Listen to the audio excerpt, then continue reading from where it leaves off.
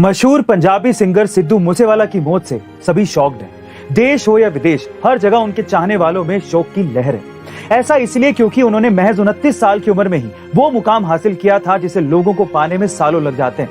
दरअसल सिद्धू मूसेवाला ने अपना करियर एक लिरिक राइटर के तौर पर शुरू किया था और उन्होंने अपना पहला गाना लाइसेंस लिखा था, जिसे पंजाबी गायक निंजा ने अपनी आवाज दी थी। इसके बाद बतौर गायक सिद्धू मूसेवाला पहली बार जी वैगन के जरिए अपनी सिंगिंग करियर की शुरुआत करते नजर आए थे। हालांकि उनको सबसे अधिक पहचान उनके फेमस गाने सो हाई से मिली थी, जिसे लोगों ने वर्ल्ड वाइड काफी ज्यादा पसंद किया था, जिसके बाद से वो रातों रात एक चमकदार सितारा बन गए थे। आपको बता दें कि सॉन्ग पर अब तक लगभग 477 मिलियन व्यूज आ चुके हैं। गाइस, भले ही आज सिद्धू मूसेवाला हमारे बीच जिंदा ना हो, लेकिन उनकी आवाज, उनके वो हिट गाने हमेशा हमारे जहन में जिंदा रहेंगे। Rest in peace Sidhu Moosewala.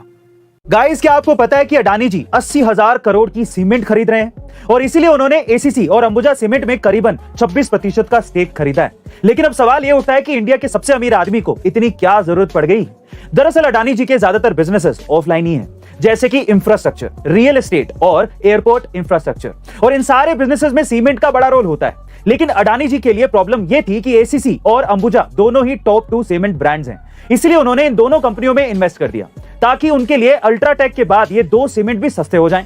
लेकिन अडानी जी ये अच्छी तरह से जानते हैं कि आने वाले समय में करीबन 100 स्मार्ट सिटीज, 200 एयरपोर्ट और ब्रिजेस बनने जा रहे हैं, तो इसमें अगर उन्हें सीमेंट जैसे रॉ मटेरियल सस्ते मिल गए तो आसानी से गवर्नमेंट का ये कॉन्ट्रैक्ट उन्हें मिल जाएगा। गाइस, अब तो आप समझ ही गए होंगे कि अडानी जी क्यों इतना इंटरेस्ट ले रहे हैं सीमेंट खरीदने में। आपका इसके बारे में क्या ख्याल है, कमेंट सेक्शन में जरूर लिखिएगा और ऐसे अमेजिंग वीडियोस के लिए शेयर, सब्सक्राइब एंड लाइक। मिलते हैं अगली वीडियो में।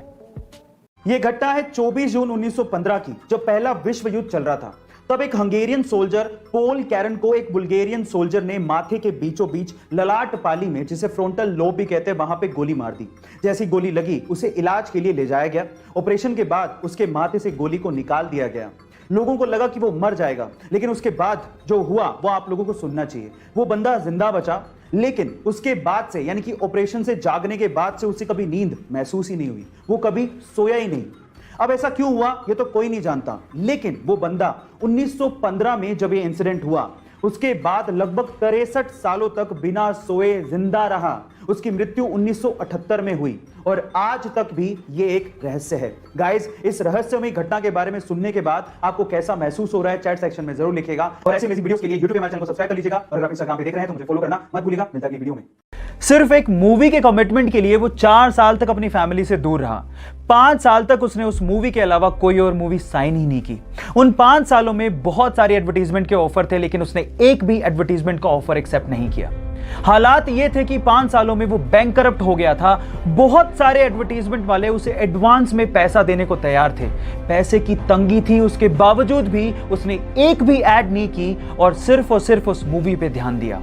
फाइनली वो मूवी हिंदुस्तान के इतिहास की सबसे बड़ी ब्लॉकबस्टर साबित हुई। 2000 करोड़ का बिजनेस करके उसने सबको चौंका दिया। गलत किया देवसेना, औरत पर हाथ डालने वाले की उंगलियां नहीं काटते हैं उसका गला। Yes, I am talking about Baahubali और स्टार एक्टर का नाम है प्रभास। सो गाइज, सीखने लायक ये है, if you are committed towards anything, you will be successful one day.